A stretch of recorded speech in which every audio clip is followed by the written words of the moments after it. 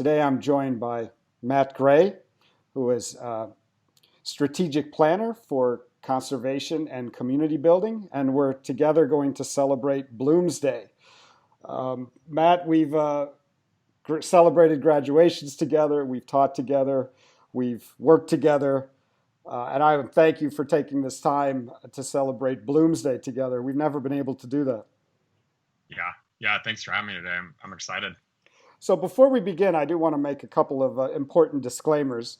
Neither Mr. Gray or myself are Joyce scholars. We're not Irish literature scholars.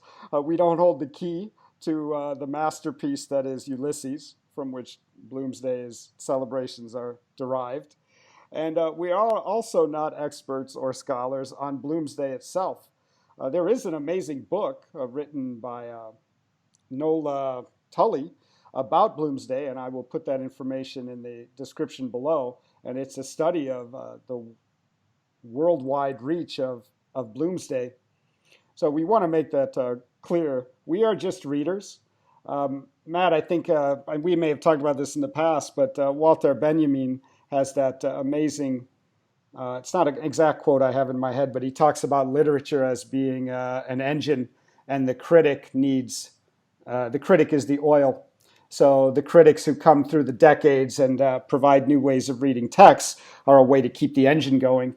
And of course, I think he's right. But it's also the readers who just discuss books and try to reflect on what they mean in their lives and actually how they appear in their lives in action, in relationships, that keeps the books alive. And in that spirit, I'm really just glad we're able to do this Bloomsday celebration. It's something that I've looked forward to since the many years we've kind of read and talked about this book on our campus. Yeah, yeah. So I just want to set the table, so to speak, if people haven't read the book or maybe may not know Bloomsday or may not know the novel from which it's derived. So Bloomsday stems from the masterpiece novel by James Joyce, which was published in 1922, and it occurs in a 24-hour period, which happens to be June 16th, 1904. So every June 16th, there is a worldwide celebration of Bloomsday, it's called, named after Leopold Bloom, who is the main character in the novel. And Matt, I'll have to do a quick plot summary. Let me know how I do with the plot summary. So here we go. Gotta be So quick. the plot summary of Ulysses is a middle-aged Jewish man walks around the city, interacts, and thinks about his life. I think that's pretty good. Yeah, Yeah, it's pretty accurate. But of course, the masterpiece in modernism is way beyond plot, and it's because of this novel that we were introduced to stream of consciousness, which went on to be used by many writers after that. The notion of the epiphany. Each chapter is a different use, so to speak, of the English language. The 18 chapters are intricately connected to Odysseus. So, and it's very hard to read. So with this this beginning, um, let's get started. And I was thinking about, the notion of literary pilgrimage is not that rare. Certainly, people will go to Dostoevsky's Petersburg, in search of Dostoevsky's Petersburg to seek out where Raskolnikov lived, or the staircase where he walked up to the steps of the pawnbroker's apartment. People go to Sherlock Holmes' residence in London. I think it's one of the most popular visits. People will go to the Bulgakov stairway in Moscow, though I think it's recently been painted over, unfortunately, from his masterpiece, Master and the Margarita, Steinbeck's Cannery Row, Twain County, the platform 9 3/4 from Harry Potter in King's Crossing. And of course, you'll appreciate this reference. People visit the bridges from Bridges of Madison County. most certainly do. Yeah. So, but Bloomsday's altogether something different. Like, people around the world, in places that have nothing to do with the novel, are gathering in mass. Personally, in New York, every year there's a lecture in the Irish Bar Association on Bloomsday, and I got to hear one about its history of in relation to the obscenity trials that the book was subjected to.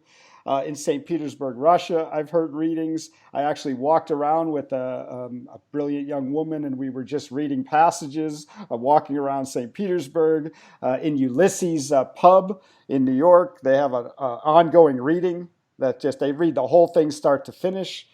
And my question is just why? That's the only question I have for you. Why do you think that is? Why is it that we feel the need to get together in celebration of Bloomsday just to talk about this book? Mm.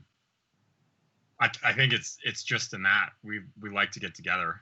We like to connect, and I think books do that. You named a number of books that we've read together. And we have a connection because of those books. We have a connection to that book through people. The opening of my book is an inscription from my friend Tim, who introduced me to the book before I read it, before I took the class. And so I invoke him while we're thinking about it or talking about it, wondering what he's doing, what he'll do on to celebrate Bloomsday. And so I think there's an element of books that are about community and about just bringing people together.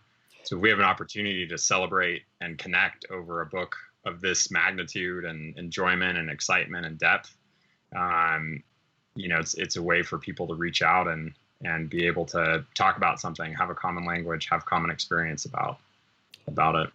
Yeah, that's interesting. So it does look inward into your relationships and in that were formed in reading together. But the notion of people dressed up by the thousands walking around Dublin, some dressed up in character, and then being an expat, living abroad and looking up and just seeing that usually the Irish Cultural Association or the Irish Embassy maybe will put something on and you can go there and have that with strangers. But I don't know another book that has that kind of pull, and it's not even my favorite book. And I wouldn't do that. Of course, you and I may talk about Grapes of Wrath, let's say, together, but I wouldn't. It doesn't have that scope, and that's probably one of more of my favorite books. So there's something about the experience of reading it together, its power, and then how you apply it to your lives. That is all summoned up in this celebration that's going on June 16th, I think. Yeah. Yeah, and the pageantry of it, the enjoyment to relive it in a way, this concept of walking around for a day.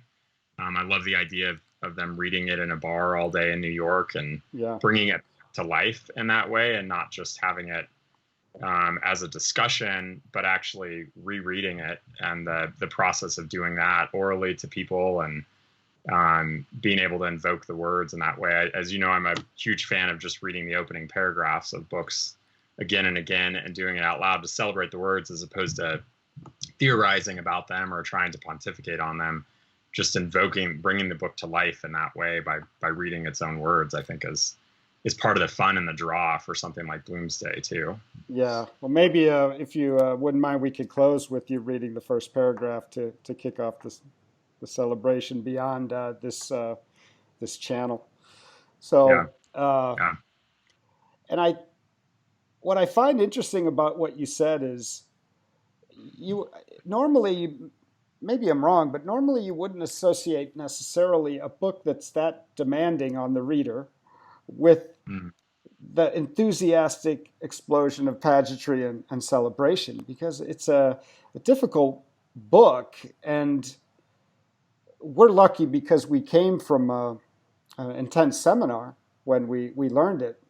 But it amazes me that everyone has these stories too about, though it was challenging. I think James Joyce said it. This is for everybody.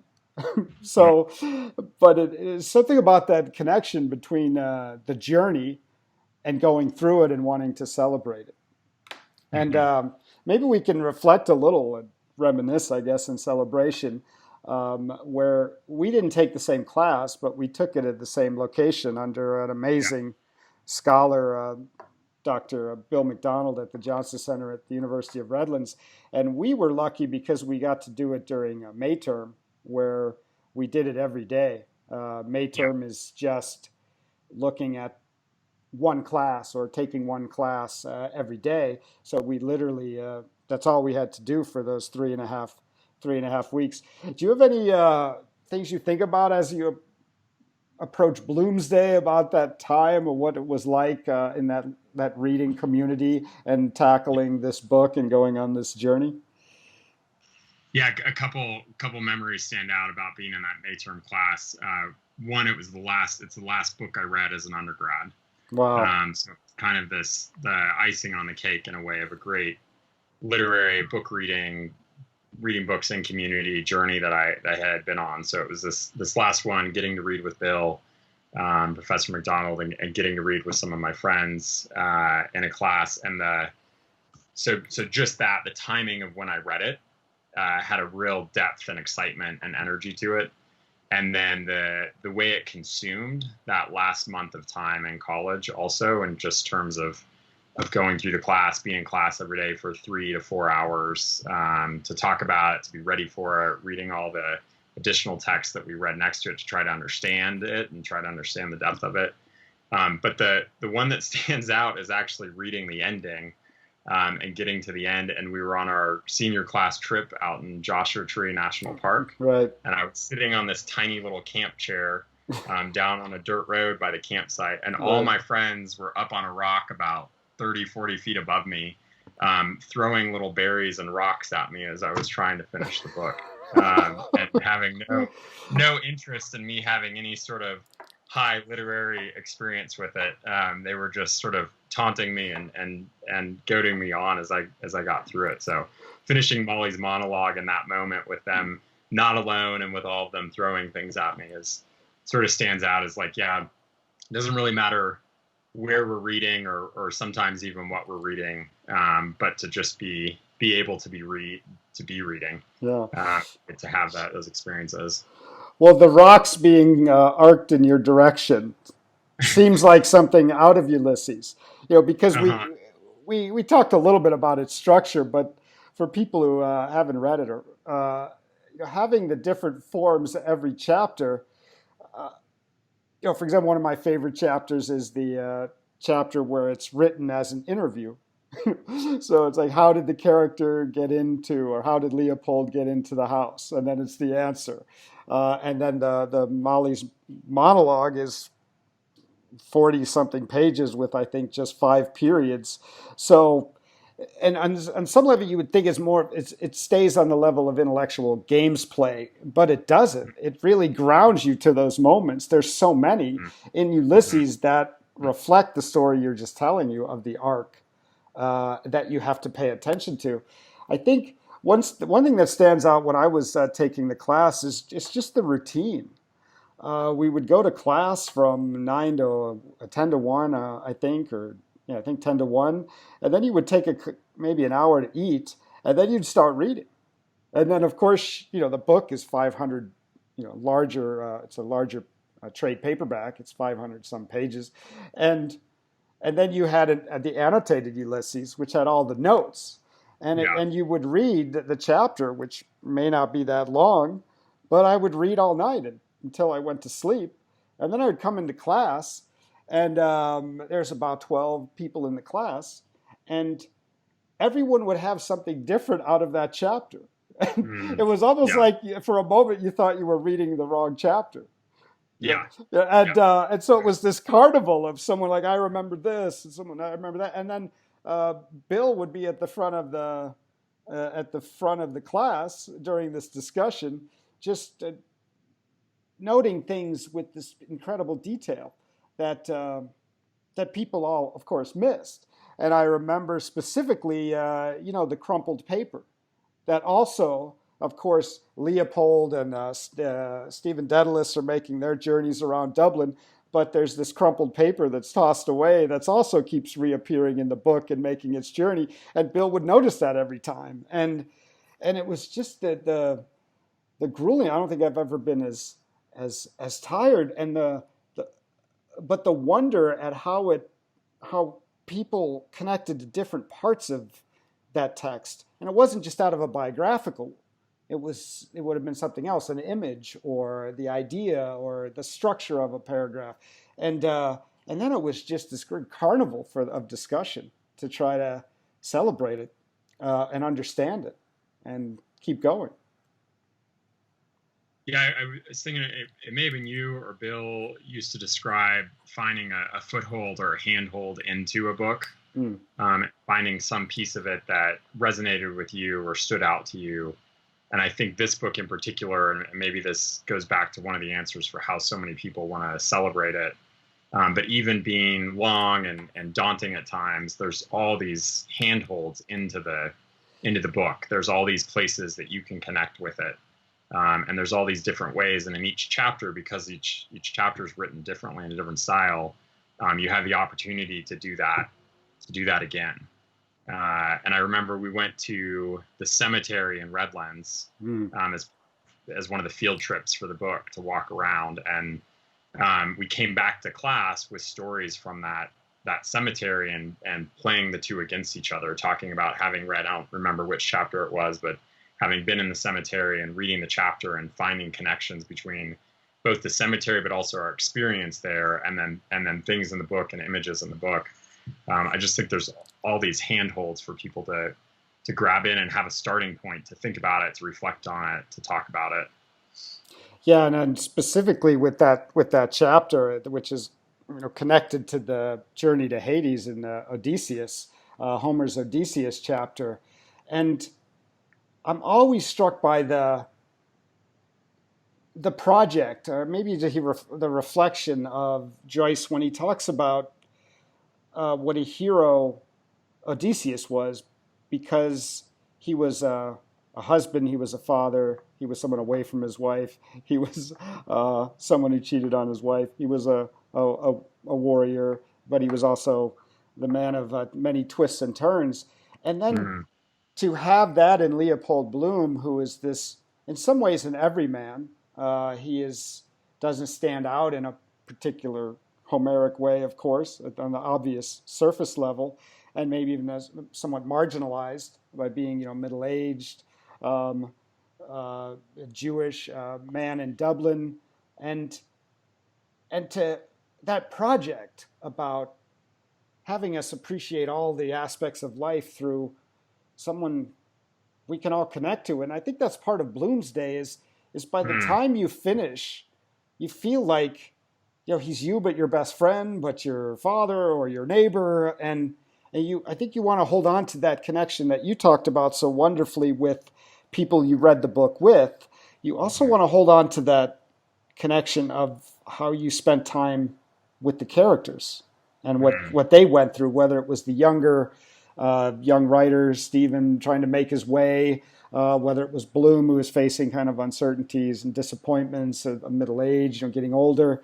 And they're just seared into your consciousness with the level of the writing. I mean, it's many people have considered the book the greatest work of English, and yet it comes from a colonized perspective, and Joyce wanting to reclaim write the English language better than the English, who had that touchy and dark political history with Ireland. So how that all gets put in to a book, along with the formal aspects of inventing the stream of consciousness to get you inside their heads, what they're feeling, and also those epiphany moments that so reflects all of our lives. I mean, we do that in a regular daily conversation about, I had this epiphany. So I'm wondering if any of the formal aspects stand out to you. Do you have a favorite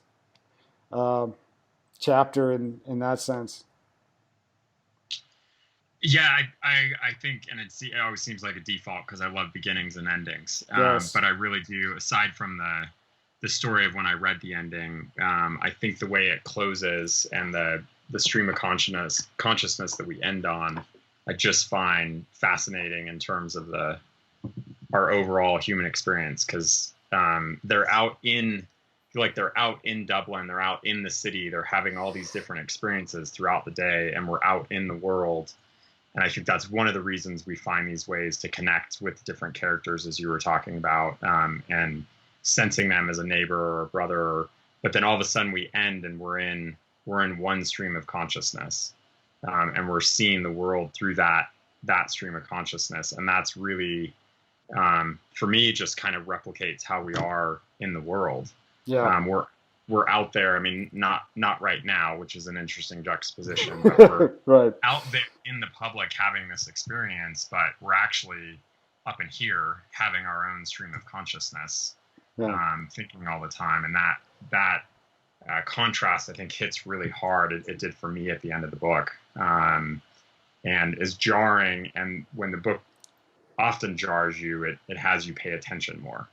Yes. And it has you looking for details and nuance at a new level. And again, celebrating that mode. If you read a book and then you go out into the world, how does that do that? And thinking about how you then read the world and look at the world with that nuance and detail as well, and don't just leave it for the surface experience that it might be.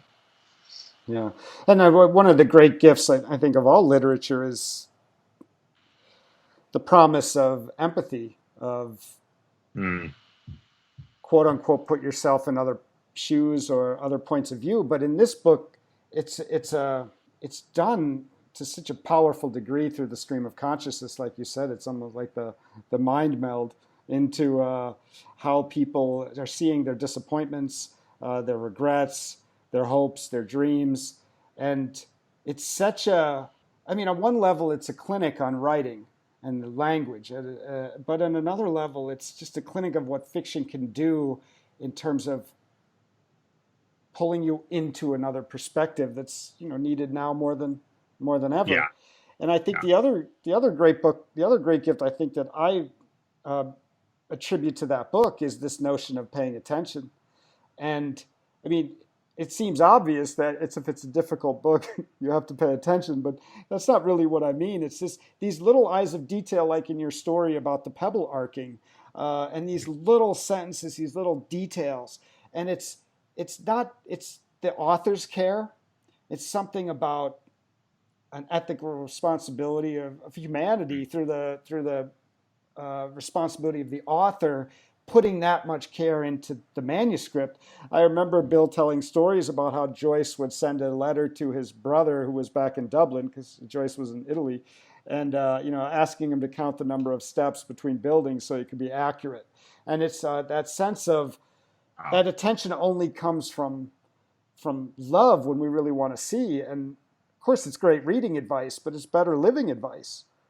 Paying attention to those details, and now when we're kind of stuck in homes and feeling uncertain, and everyone is within a sea of kind of broken plans in relation to the coronavirus, it's a better reminder than ever. And that's something I think every author tries to do, every person tries to do, but it's really put on display in that novel, and in both the reading of it and in its storytelling. Yeah, I was just thinking yesterday at work, which is right here, sitting in front of the computer, emails. Someone was pushing on. I'm glad you could make the commute to have this celebration. Yeah, it was a long one. Yeah. To write the email shorter because no one is going to read it. Yeah. And to be thinking about having to shorten a paragraph email that's explaining something really important, but to have to shorten it down to literally 5-word bullet points, because people aren't going to pay attention otherwise. And then contrasting that with coming down to talk about this book today of over 500 pages and this nuance and details, and how carefully and the ethic that Joyce constructed it with, that you talked about. And then the ethic and joy that we get to as readers to read it that carefully and look at it.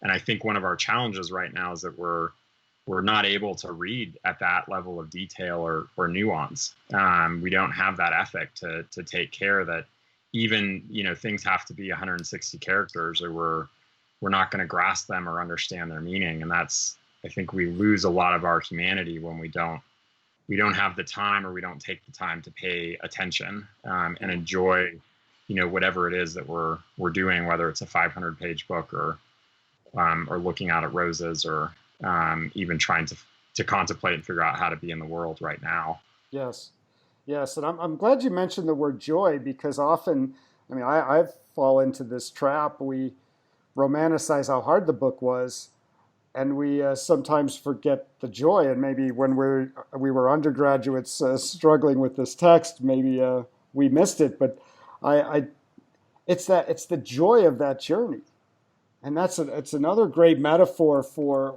I don't know why the book is so important in the world, because life is hard. You have to pay attention. You don't know what's coming, but it's that joy in the process that the book captures as well. And I can remember Bill um, taking a big, I guess, the mantle of joy on himself to try to keep us going, because he's been on the journey Yeah. before. So there's times where you don't remember half the things you read, or you're just tired and you're sick of going to the annotation to look up every reference.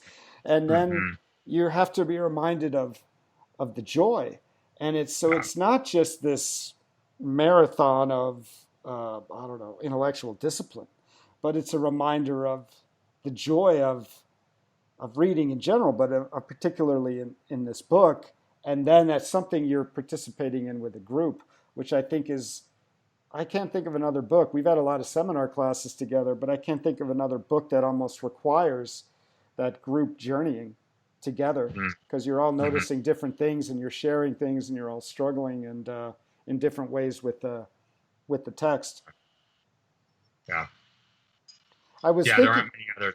I think that's why, that's again with thinking about Bloomsday, back to your, I think, first question, that moment to come out and celebrate and bring that joy to life from the individual reading experience out into the world, and having something to celebrate over with others in many ways, both the journey to get there, but also the text itself. okay, so now since you've talked about celebrating and Bloomsday, often with Christmas, people say, why can't Christmas be more than 1 year? Or we should bring that same love every day. So Mm, let's think about Bloomsday in that way.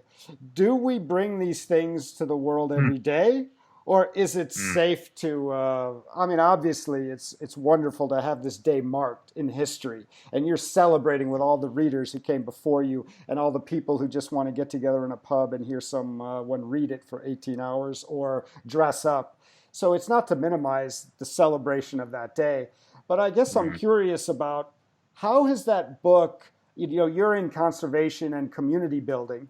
Have you pulled uh, have you pulled specific things from that book or that reading experience that you've applied in your quote unquote daily life, or your work, that you don't think you would have done maybe without that experience? Mm, mm. I don't know. I don't know if it's specifically from that book, although it culminates part of my undergraduate study, which was around reading, and this is a little repeats back to what I said a few minutes ago, around reading and learning how to read, learning how to catch things, learning how to see detail, learning how to take care with all the different aspects that you get in a great book or a great novel, and recognizing that again, that's how we need to live in the world, and that's how we need to spend time with each other, and to know the people that you're talking with, and to understand them at the nuance and the depth of who they are as a human being, Mm-hmm. and not just gloss over things quickly. And I think we lose that. And I think that's part of the challenge with the world that we're in today, is that we literally do not spend enough time getting to know other people and their stories, Mm-hmm. and the depth of their experience. And this book certainly teaches you that. I think that's the overall experience of reading for me, is getting to understand how to look at things and connect with things and read things intimately. I, And that intimacy is a huge part of how we can, I think, function in a more in a healthier and more productive way. Yeah, well, I love what you said about being in the world, because so often literature is seen as escapist, or in some ways elitist. But Yeah. you're talking about the extreme opposite. It's those lessons in reading, or that connection to the book, or the things on display within the book, or just Joyce's devotion to bringing that book to life, that Mm, is a gift to humanity to yeah. better pay attention, to better love. And I mean, I've always quoted this from Bill when he talks about Stanley Fish quote saying, to love is to pay attention. And that book that Mm, helps you pay attention to people who are not like you, to histories that are different than yours, to people who are in different situations. While on the surface they may not be as dramatic as what Odysseus is going through, being blown away off course and having to not see Penelope again for for years, but it's equally as powerful to what Leopold is going through at his point of time, and that's needed now more than ever. yeah. Uh, Yeah. that wanting to pay attention and be in the world in a way that you that life is less full without. Mm, So I really appreciate the way you phrase that.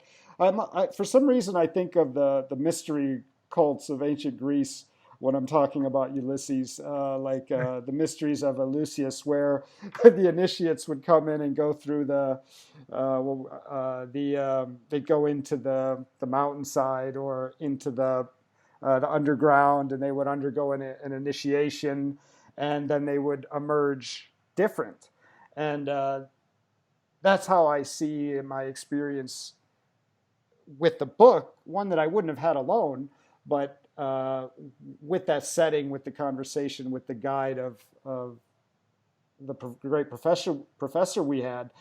But mhm. it is that initiation where you do come out different than when you started. And we could say that about a lot of art, and a Mm, lot of books, certainly, but not to that level, because of the commitment it requires and the way it opens your mind to detail, and the way yeah. you kind of have to work to get into it, and you are really kind of broken down and rebuilt in a way, and you come out of the initiation not being the same. And then the key, maybe this is the key to Bloomsday, or one of them, is to not lose that, to Mm, not lose that experience of the new initiate into the mysteries of life and understanding that you may get coming out of that book. Like you said, it aligned with your graduation, but now, later with a family and a beautiful daughter, and now we have challenging times economically. How it's how do you keep that connection to that person who was transformed by the experience of reading with this book with a group of people? Maybe that's what Bloomsday is for, as a reminder, mm, in a way, of mm. that change. And just like how Joyce showed what was possible with the English language and with fiction in general, maybe that is why we wanted to have this conversation about Bloomsday, because it provides this space to reconnect with how we were enhanced coming out of that reading experience. Yeah. Yeah, that triggered for me. I at the same time as this, I was working on my kind of senior portfolio when I was reading it with the class. I was working on my senior portfolio, and one of the things I had studied and was trying to do that for was around rites of passage, Oh, and interesting. studying what rites of passages look like in our modern day society, because that's something for a lot of people that are lost, and the grit and determination that happens going through a rites of passage, the time it takes, and what you learn from both that experience and learn from the before and after of the experience too. So something what you were just talking about made me think about it, as a rites of passage, and Bloomsday getting to be that celebration on the other side of that rites of passage, Yeah. um, that takes you back. And I wonder, again, thinking about our context right now, I also wonder. You asked about, Bloomsday only once per year, and could we have more holidays?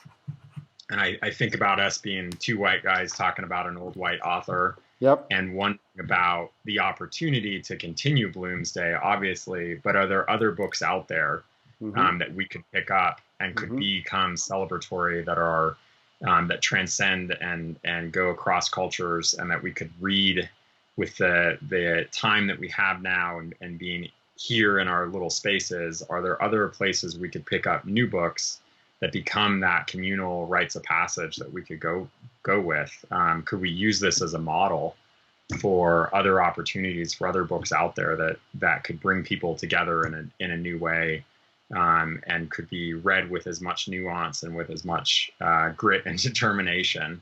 And we could have not a Bloomsday every month, but could we find a way for another book to take that for July, and a book after that for August? And is there a bigger lesson here in what we're doing culturally with Bloomsday, and what this book has taught us that could be applied? Yeah.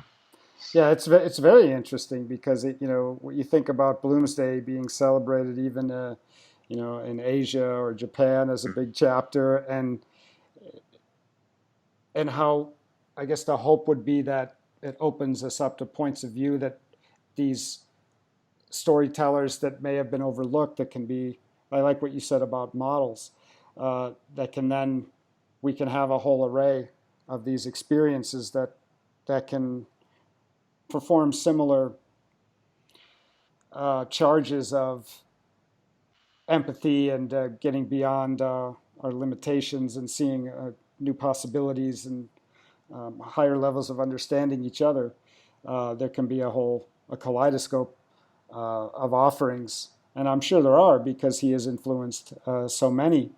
And Mhm. hopefully, with time, there will be other, I think, celebrations of books that will hopefully go around the world and offer the same opportunity from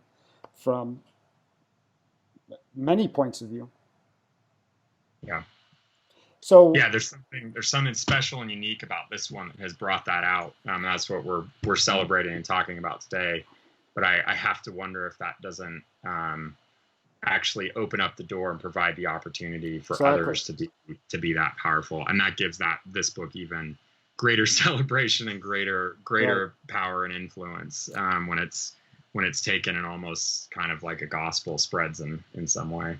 Yeah. Well, I was thinking when you mentioned about the time we're living in, with just so much distress and economic hardship, worry about coronavirus.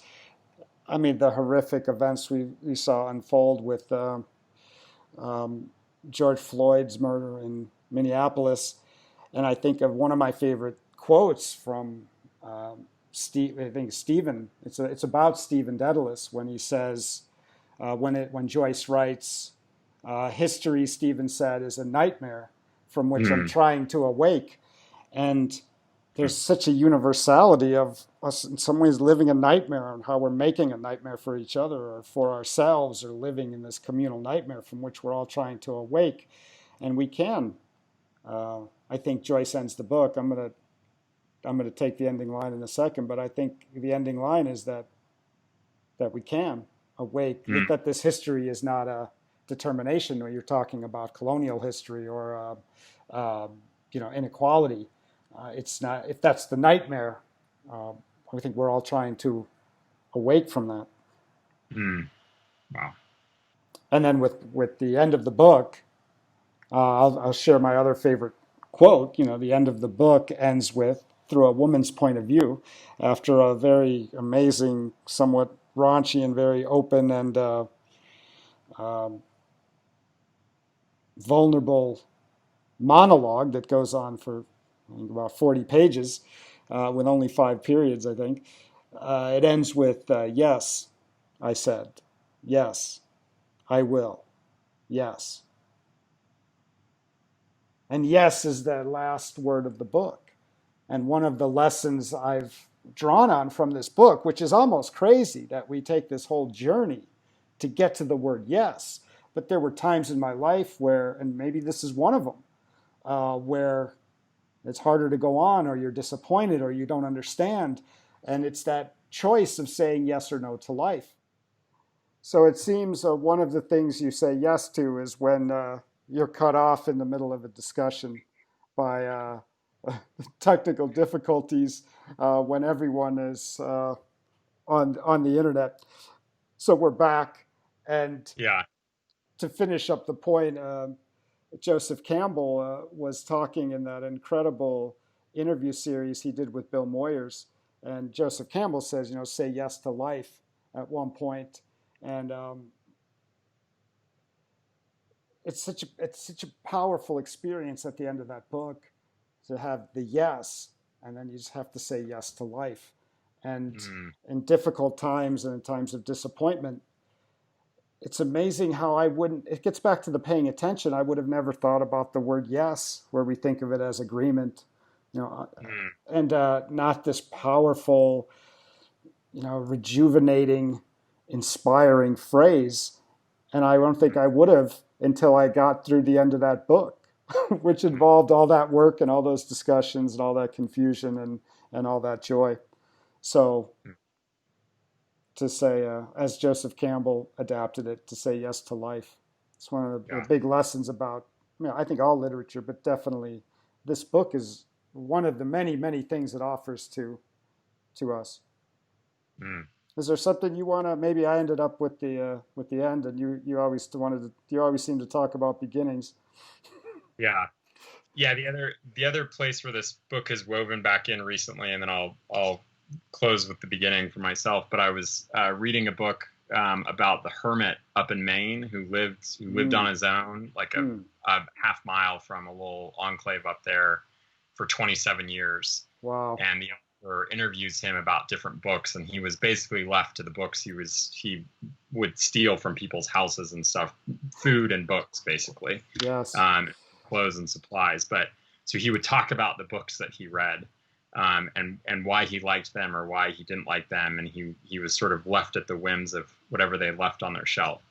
Um, and he didn't have he was not as celebratory about Ulysses because someone had Ulysses in their cabin, and it wasn't his favorite. But I keep thinking about how we brought this book into the world, and that was the opposite experience he was out having or trying to have for Mm, 27 years. yeah. It wasn't about being in the world, Yeah. and, and it, Interesting. I hadn't thought about it, but I wonder if that lack of ability to have it out in the world and to think about it out in the world just paints the picture of how triumphant Ulysses is Mm, in terms of being out in the world and our hmm. experience in it. Yeah. Uh, And I think it points to the importance of having a guide with this book. I mean, we talked about our professor Bill, oh but yeah, for people who haven't read it, there's great resources out there to uh, help you understand it as you're reading it. Besides the annotated Ulysses, the teaching company has a great courses on Ulysses. But that's another thing that sticks out. It's almost like you don't need someone to tell you what happened, and you don't necessarily need to tell you something. Okay, it means this in a dogmatic yeah, way, but yeah, you do almost need a guide, and it reinforces that dependency we have on each other in knowledge and experience, and how we share it. It replicates that. I mean, age old relationship. If you looked at in the Japanese way of like the sensei, or the master and the novice, and that sometimes is forgotten about in our individualized culture. I mean, the importance of the group reading, but also having a guide, yeah, and it's helped me look yeah, for other guides and other things. yeah. And that's fits perfectly with what I was saying about with rites of passage too, because you Hmm. need a guide that takes you through that moment. And this isn't a book to read alone. Right. You need the community, but I think it's also not to be read alone without that guide, something to help Yeah. help you Yeah. find those handholds, footholds to get through it. Someone who's been there before to offer ideas and nuance about it, and wake you up when you're not catching them, or, or you're starting to go, can I really get through this? You Yeah. need that Yeah. person there. I think it's a great point. I think that's part of why the book for me was read at such a powerful moment with a powerful group of people, and a powerful guide that took me through it. And thinking about you and I, and I don't know how I would have connected with someone like John Steinbeck as well if I'd not had a guide for that canon of books too. So there's an importance of that we overlook, and this book demands that community and that guide in a really profound way. Yeah. And it's also a book extending your point about not to be read alone. It's not a book to be celebrated alone. And maybe that is another key to the amazing tradition of Bloomsday as we Yeah. look forward on June 16th. So we're going to let Matt close it out, but I want to thank everyone for joining us. You can subscribe to the channel below. You can ring the bell for alerts when we have new content on the YouTube channel.